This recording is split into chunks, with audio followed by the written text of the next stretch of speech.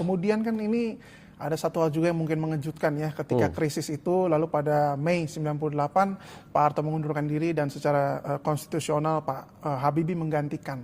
Apa perasaannya waktu itu dan posisinya waktu itu lagi di mana? Tahu nggak kalau Ya, saya Bapak waktu itu menjadi... lagi di Jerman, di Berlin bekerja, karena saya ada tugas untuk bernegosiasi dengan pihak ketiga di Air Show di Berlin. Saya lagi di Berlin, jadi waktu kejadian pada tanggal 21 Mei tahun 98 itu, saya di sana bukan di sini. Karena saya sibuk, saya juga tidak tahu apa yang terjadi di tanah air di Jakarta. Saya nggak tahu apa-apa. Jadi malam-malam kan perbedaan jamnya kan kurang lebih 5 jam. Karena itu kan bulan Mei ya, jadi sudah daylight saving time.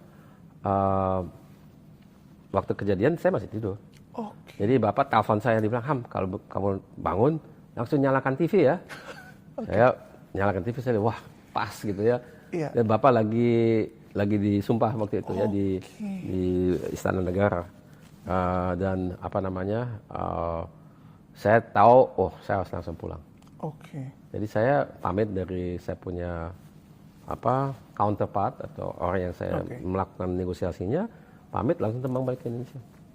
Orang yang negosiasi itu tahu bahwa... Tahu, semua satu dunia tahu kok.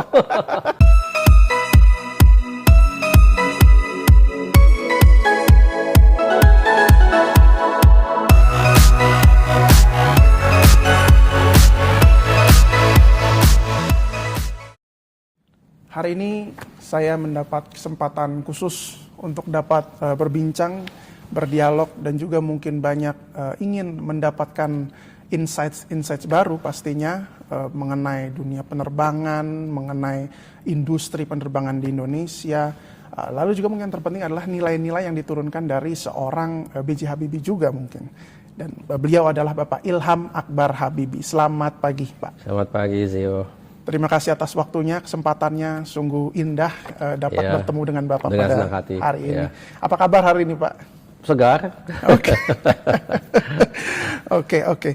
Nah, pertama-tama Pak, mungkin kita bisa mulai dari masa kecil Bapak dulu. Mungkin banyak yang sudah tahu bahwa misalnya Bapak lahir dan besar di Jerman selama puluhan tahun. Tapi hal yang ingin saya ketahui itu rasanya seperti apa tuh Pak ketika bertumbuh dan berkembang di luar negeri jauh dari tanah air itu Pak? Oh ya, pertama karena saya memang dari lahir di situ, rasanya memang menjadi ya saya punya dunia gitu ya. Jadi bahwasannya itu jauh dari tanah air. Ya waktu saya kecil ya tentu saya orang Indonesia, tapi kan saya besar lahir di situ. Jadi lingkungan saya di situ. Jadi kalau saya ke Indonesia itu buat saya itu memang negara dari nenek moyang saya, tapi saya punya rumah, ekosistem dan lingkungan itu semua jadi Jerman. Jadi saya waktu pertama kali ke Indonesia itu kurang lebih dengan umur 5 tahun, ya masih harus belajar banyak sekali mengenai negara saya, dan waktu itu ya masih di awal sekali. Dan semenjak tahun 74 kami sekeluarga minimal sekali setahun ke sana ya. Jadi dari antara 69 dan 74 nggak ke Indonesia lagi.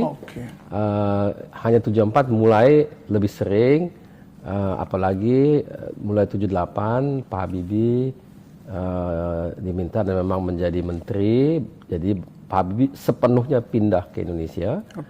Ibu juga dan adik saya juga, saya tidak. Karena saya tetap di Jerman menyelesaikan SMA saya waktu itu ya. Jadi dirasakan sayang kalau saya tidak menyelesaikan, tinggal 3 tahun lagi, dan untuk saya menyesuaikan ke sistem sekolah di Indonesia sulit ya, karena saya sudah umurnya lanjut gitu ya. Jadi ya saya habiskan masa sekolah saya di Jerman, kemudian lanjut dengan kuliah bahkan kerja semuanya di Jerman. Jadi ya memang boleh dikatakan ya pengalaman saya di dunia dan peradaban Jerman itu lengkap sekali ya, dari lahir sampai saya sudah berumur di atas 30 tahun non-stop.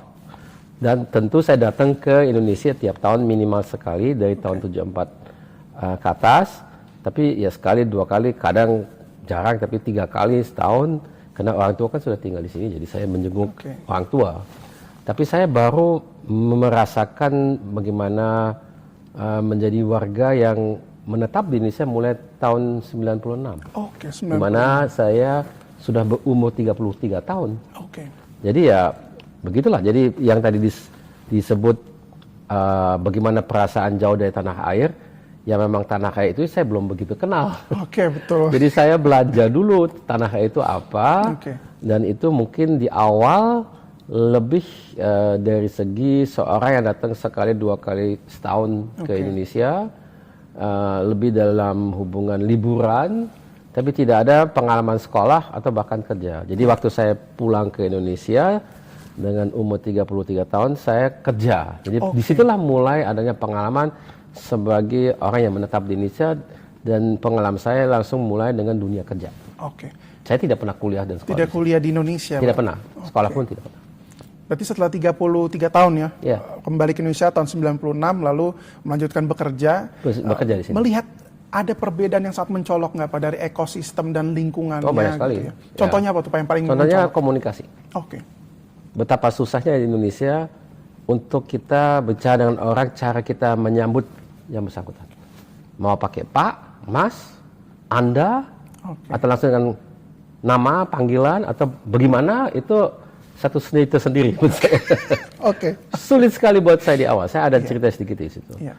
Saya waktu pulang ke Indonesia pada tahun 96, 2 tahun sebelumnya saya bekerja di Amerika, di Boeing sebagai insinyur. Ya.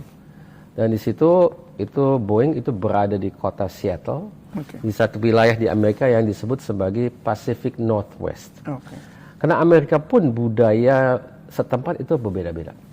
Kalau budaya yang di misalnya pesisir bagian timur atau East Coast, itu masih ada miripnya kadang dengan Eropa. Jadi lebih formal. Kadang ya, apalagi tahun 90-an ya. Jadi kita nggak langsung bisa manggil orang dengan nama panggilannya. Masih Mister ya, misalnya Dirut Boeing, perusahaan raksasa itu namanya Phil Condit. Kalau dia orang di pesisir timur di Amerika dipanggilnya Mr. Condit. Harus tetap pakai Mister itu? Ya, karena belum kenal. Kalau di Seattle, saya kenal nama orang, dia bilang, nggak usah panggil Mister, langsung Phil aja. Itu bos dari perusahaan raksasa. Jadi saya ya dibiasakan dengan budaya informal dalam lingkungan formal. Karena lingkungan kan kerja. Ya, betul. Tapi dia bersikeras, nggak usah Mr. Condit, Phil aja. Udah.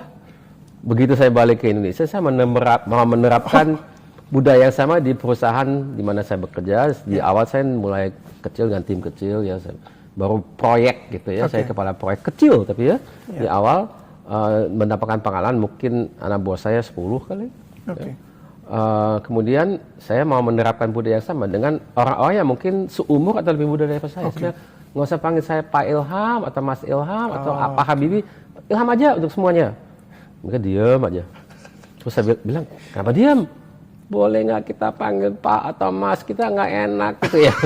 Udah daripada nggak ngomong, udahlah terserah Anda kalian deh. Mau panggil saya apa? Pokoknya saya tahu diri saya relax aja. Mau panggil saya dengan apa aja boleh. Nah itu tapi ya memang itu kental sekali budaya itu. Susah di Indonesia. Kita udah berteman pun nggak keluar dari mulut gitu karena ada sesuatu di dalam tenggorokan kita keluar. Itu budaya dan peradaban dan nggak bisa diubah begitu saja. Di Jerman ada nggak tuh Pak budaya kayak nggak enakan gitu misalnya tuh? Begini, di Jerman lain lagi. Kalau di Jerman memang juga tidak kayak di Amerika, nggak langsung bisa panggil dengan nama panggilan. Juga pakai Mister gitu ya. Bahkan lebih kaku lagi. Kalau di bahasa Inggris kan kita pakai kamu kan you. Betul. Ya mau kamu dengan siapa aja you. Dengan Bapak Presiden you don't know gitu ya atau you know. Dengan tetangga you, semuanya you. Di Jerman ada you, kamu, dalam bahasa Jerman du, atau Sie itu kayak Anda. Dalam bahasa Prancis vous. Itu sangat penting. Ya. Kalau kita di dunia kerja, semuanya Sie. Kecuali udah teman, tapi itu kita secara formal tawarin kepada orang itu, Anda boleh panggil saya du. Tapi biasanya dari orang tua ke yang lebih muda. Tapi itu formal loh, disepakati antara dua pihak. Ada juga kalanya kalau ada dua orang berantem sama lain, saya cabut dunia, sekarang panggil Sie lagi gitu. Formal, formal sekali. Beda sekali orang zaman di dengan Amerika beda sekali. Nah sekarang di abad ke-21 udah lebih cair. Saya ke Jerman kan tiap tahun bisa 2-3 kali gitu ya, atau lebih kadang. Tahun ini belum. Oh, belum ya? Karena masalah perang ini saya masih nggak berani gitu. Betul, betul. Dan tiketnya mahal. jadi apa ya? Apa namanya? Sekarang sering kali saya ketemu orang pertama kali langsung do. Oke. Tapi itu relatif baru. Dari budaya Jerman yang tradisional, dan itu juga langsung do itu dengan generasi tertentu. Oke. Atau orang yang memang sudah punya pengalaman secara internasional, dia memang kadang begitu ya. Tapi itu feeling, termasuk feeling. Jadi itu beda sekali. Itu satu aspek kecil sekali ya. Bagaimana kita manggil orang. Tapi itu kalau dalam keseharian kan sulit. Kita mau komunikasi dengan orang, bagaimana caranya? Kalau kita nggak tahu, bisa saja kita menggunakan yang salah. Orangnya dia mungkin merasa terhina atau dia marah atau apa gitu ya. Susah itu. Ya. Dan itu di Indonesia lebih lagi, kan lebih sulit lagi. Anda di Indonesia kan kayak Z atau Bu gitu ya. Kadang dianggap nggak sopan gitu. betul. Ya, jadi susah. Ya, jadi ini masalah komunikasi, karena setiap hari kita kan berkomunikasi dengan orang pastinya. Di Jerman ya, Iya. maaf di Indonesia kalau kita manggil bapak dan ibu kan nggak mungkin kamu kan, Nggak mungkin. atau Anda, pasti bapak dalam pakai kayak orang ketiga gitu ya. Iya. Kalau di Jerman kan kamu, kalau di Jerman juga kamu. Iya. Di Jerman dulu beberapa ratus tahun yang lalu dengan orang tua juga pakai Z juga. Oke. Jadi memang ya budaya kita beda dengan budaya Jerman, beda dengan budaya Amerika. Ini cuma contoh kecil, ya. Tapi kelihatan sekali, nampak sekali dalam keseharian kalau kita bekerja kan, selalu komunikasi sama orang kan. Itu dia, berkomunikasi. Iya. Itu penting gitu ya. Buat saya ini satu seni tersendiri. Di Amerika itu tahun berapa itu Pak bekerja di Boeing? 94 sampai 96. Oke, baru Saya 94 saya keluar dari Jerman dengan umur 31. Oke. Langsung saya kerja di Boeing. Setelah dari Boeing ke Indonesia. Iya. Pertanyaannya kenapa tuh Pak mau balik ke Indonesia kan? Kerja. Kerja juga. Karena dan tentu juga ada orang tua dan keluarga dan ada juga tentunya idealisme gitu ya. Karena memang saya ini anak Pak Habibie gitu ya.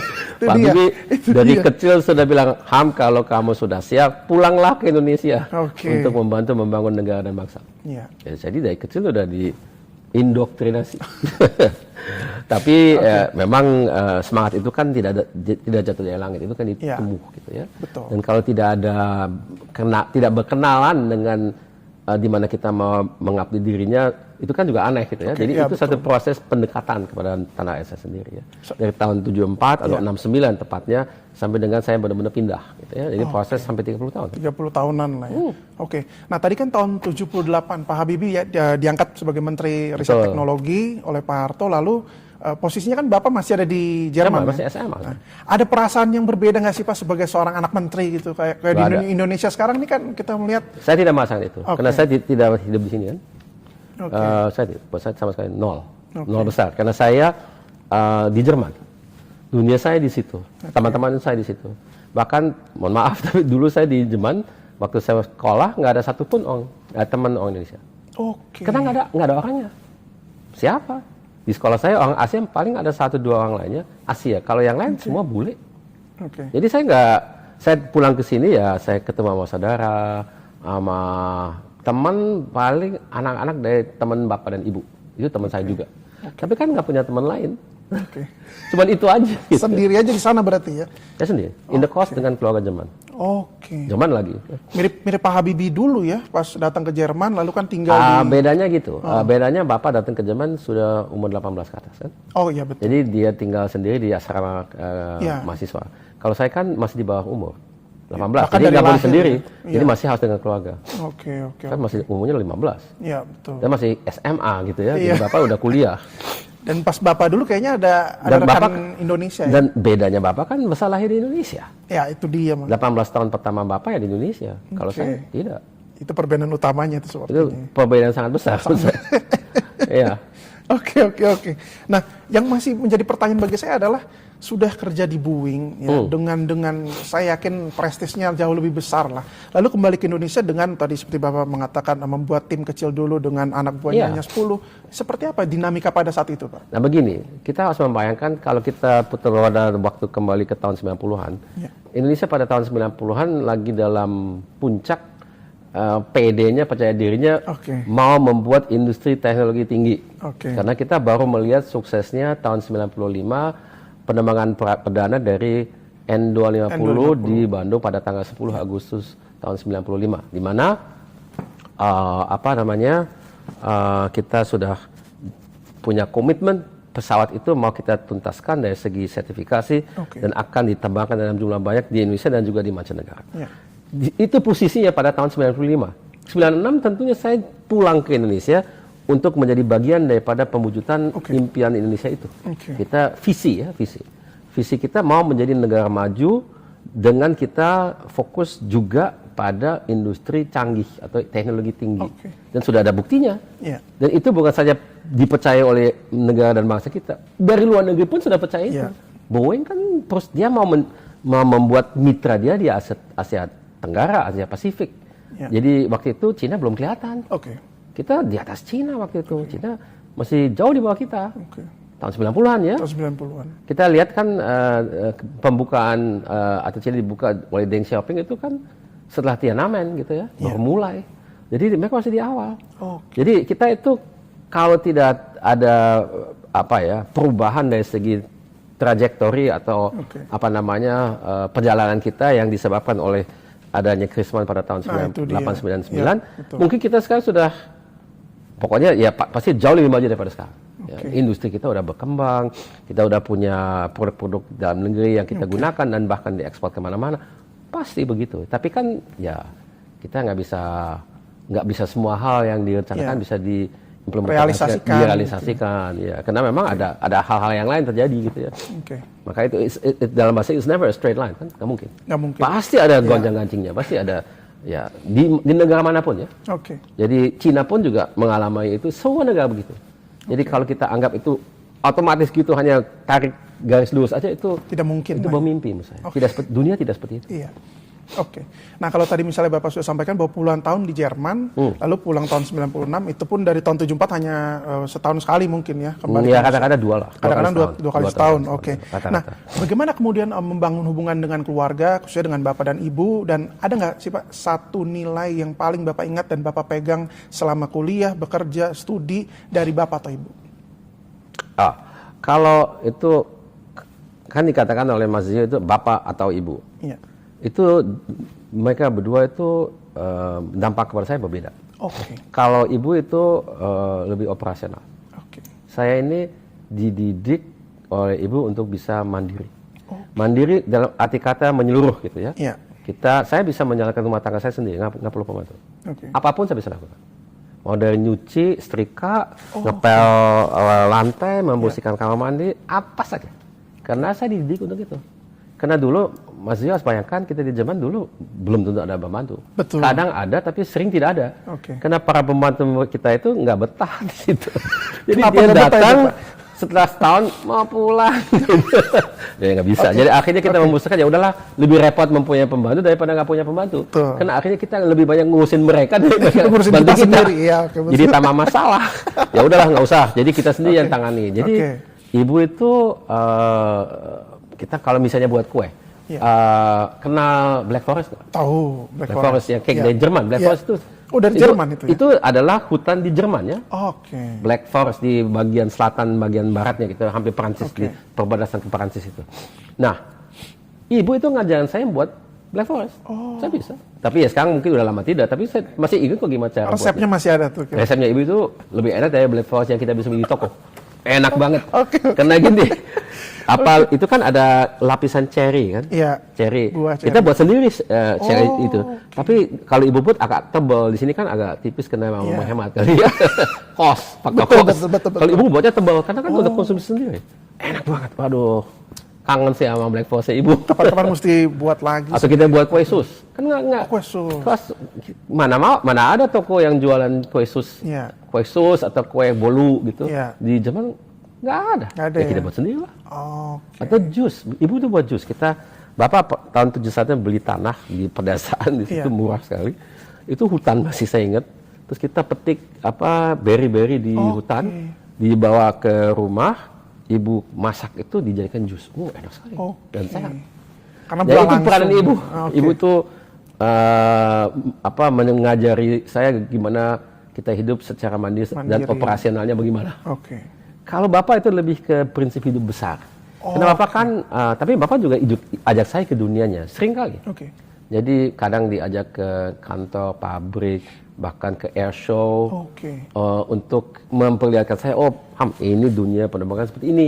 Ya, ini industrinya, ini kantornya, ini pamerannya, ini orang-orangnya. Ya saya ikut, karena saya nggak ngerti, tapi lama-lama saya ngerti. Dikit-dikit lah, kita kan proses. Jadi itu beda ya, beda sekali. Ibu itu, biarpun ibu rumah tangga, dan itu memang hebatnya ibu. Ibu itu juga bekerja kan. Jadi bekerja sebagai dokter di rumah sakit, sampai dengan menjadi kepala bagian tertentu, jadi seringkali ibu tidak di rumah. Jadi harus jaga malam, jaga akhir pekan, jadi kita datang ke rumah sakitnya. Kadang tidur di situ juga. Ya, kita maksudnya adik saya dan saya. Ya. Tapi lambat laun ibu juga menyadari bahwasanya susah ya, karena anak-anak juga memerlukan perhatian dari ibu dan bapak. Semakin sibuknya bapak dan sering tidak ada di tempat, karena bapak mulai 74 sampai 78 kan mana mandi Jakarta, Hamburg ya. Itu pada tahun 74 bapak sudah naik pesawat mulai mandir gitu ya. Jadi ada sebulan di Indonesia, sebulan di Jerman. Tapi jadi masih paruh waktu lah di Indonesia menjadi penasihat Pak Harto. Penasihat presiden. Ya, dari 74 sampai 78. Mulai 78 menjadi menteri ya. Terus langsung pindah ya pasti. Pindah full gitu ya. Bapak waktu 74 sampai 78 sudah punya rumah di sini, rumah dinas. Satu sewa itu di Kemang, tahun 76 sudah di sini. Jadi rumah yang kita lagi berada di sini itu dulu rumah dinasnya Bapak. Karena Bapak juga kepala divisi Pertamina. Pertamina divisi teknologi canggih dan aeronautika, yang menjadi cikal bakal BPPT. Yang sekarang jadi bagian daripada BPPT. Itu dimulai tahun 76 ya. 76 ya. Tapi kemudian Bapak karena kepala divisi Pertamina membeli rumahnya ya. Boleh itu diperbolehkan, jadi dibeli. Ya, ini jadi Bapak dan Ibu menetap di lokasi ini di Patra Kuningan dari tahun 76 sampai mereka berdua wafat. Nggak pernah pindah. Nggak pernah pindah berarti? Tidak.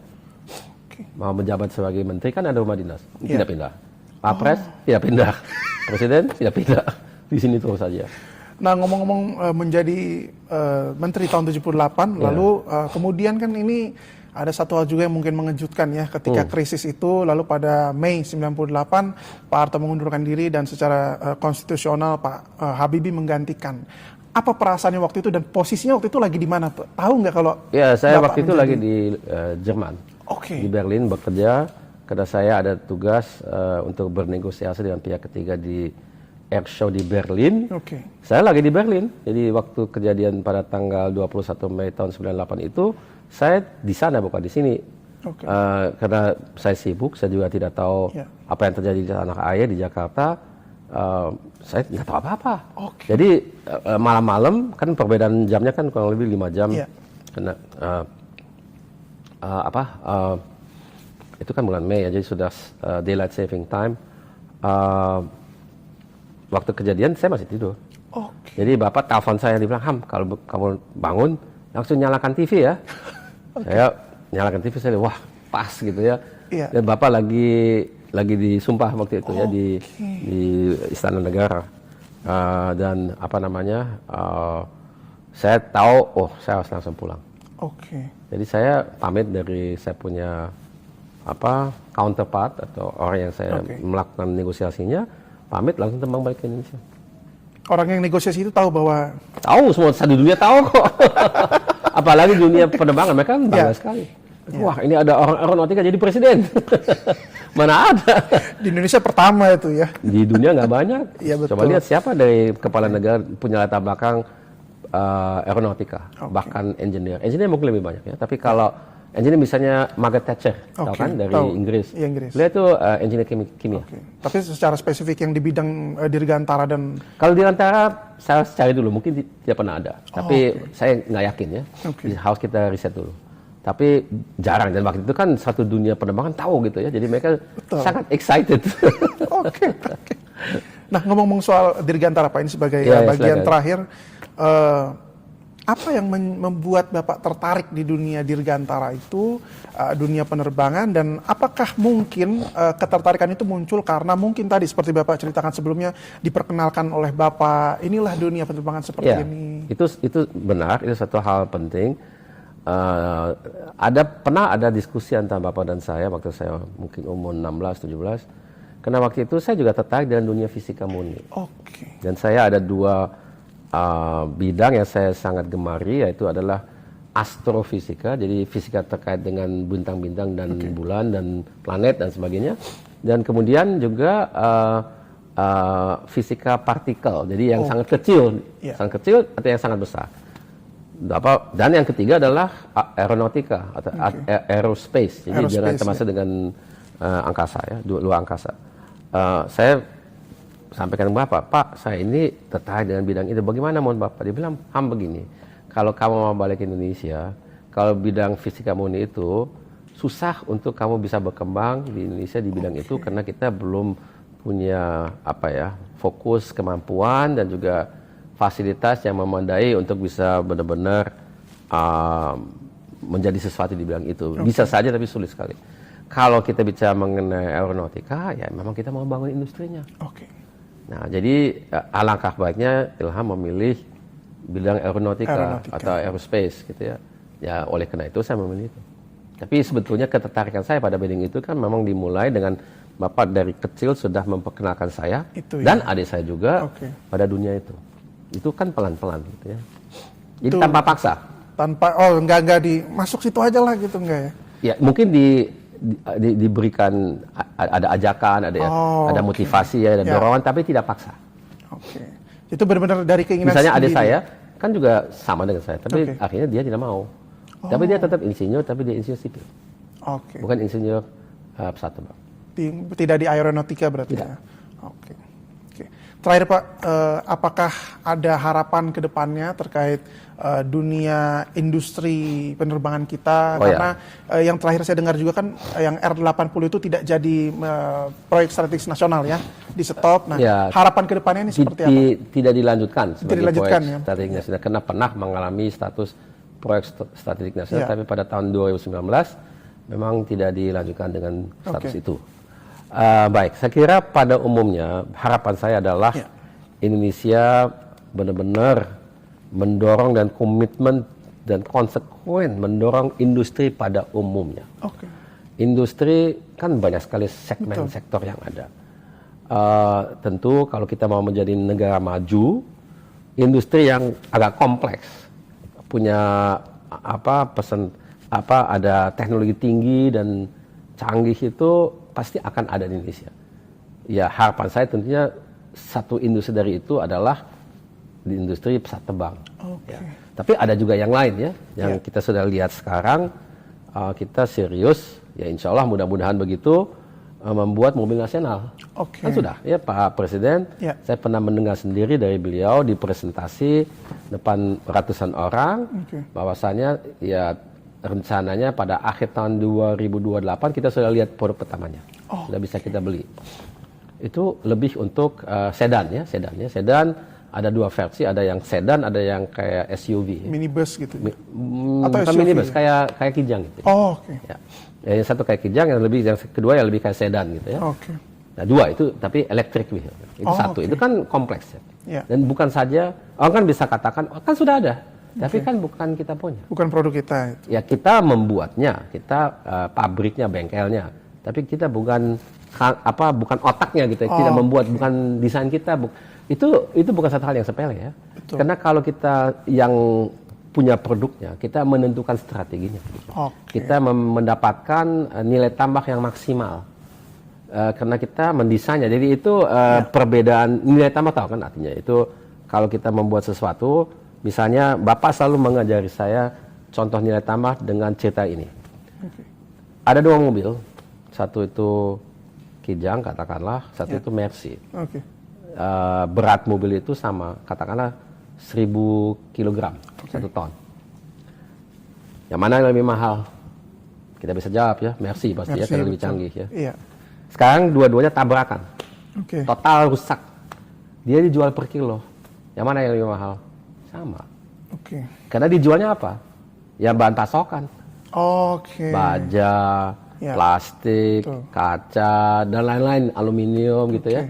Itu yang dijual, tapi bedanya itu kena karya manusianya. Manusia yang membuat nilainya Mercy lebih tinggi daripada Kijang. Tanpa Ya. dua-duanya produk bagus, memang tujuannya beda kan? Ya. Tapi semuanya bahan pasokannya sama aja. Oke. Tapi yang buat perbedaannya apa? Karya manusia tadi itu.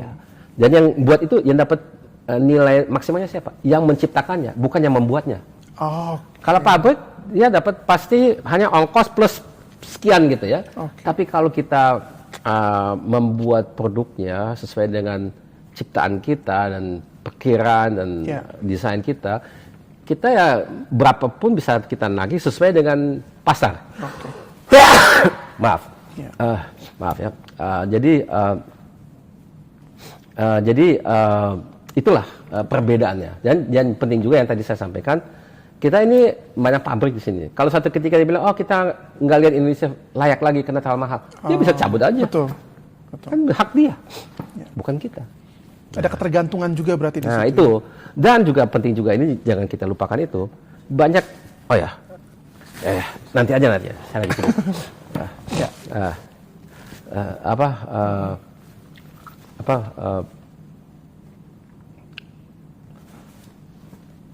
Ketergantungan itu kan lapangan kerjanya.